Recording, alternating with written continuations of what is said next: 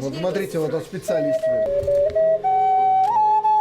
Кызыл балчыктан ясалган бу уен куралы таш сыбызгы дип атала. Ул тынлы уен кораллары арасында иң борынгысы санала. Хәзер аларны Казан дәүләт мәдәният һәм сәнгать институты базасында ясый башлаганнар. Эш 150 миллион сумлык грант хисабына башкарыла. Материально-техническая база безнең институтта ул ярдәм итте аларга безнең яңа оборудованиелар. Иш лаборатория эшли, дизайн, текстиль, керамика һәм агач белән эшләү һәм без аларны менә бүгенге выставкада без күрсәттек безнең беренче эшләребезне.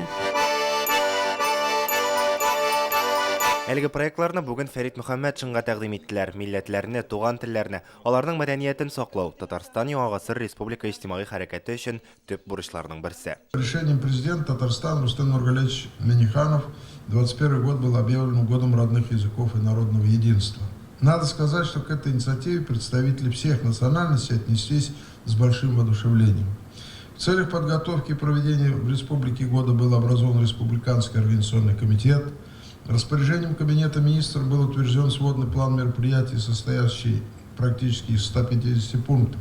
Бу атнада Казан дәүләт консерваториясенең 75 еллыгы узды. Уку йорты җитәкчесе Вадим Дулат Алеев утырышта зур проблема турында хәбәр итте. Белем биргәндә алар танылган татар композиторы Рөстәм Яхинның әсәрләрен куллана алмый икән. Вот недавно вышло. Күптән түгел татар хор музыкасы хрестоматиясе дөнья күрде, аны Татарстан камера хоры яздырган. Әмма хрестоматиядә Рөстәм Яхин әсәрләре юк, композиторның туганнары аларны кулланган өчен акча сорый икән.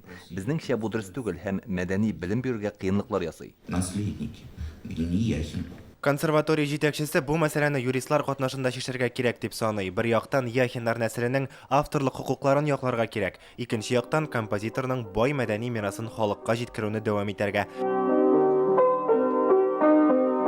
Хәзер халкыбызның музыка өлкәсендәге мирасын электрон форматка күчерәләр. Халыкларның мәдәниятен цифрлы технологияләр ярдәмендә таныту өчен эшлиләр. Киләсе ел Татарстанда цифрлаштыру елы дип игълан ителгәнгә, бу юнәлештә дә алга китеш булыр дип ышана иҗтимагый хәрәкәт әгъзалары. Илгиз Шәгуров, Марат Зәйдуллин, Яңа гасыр каналы.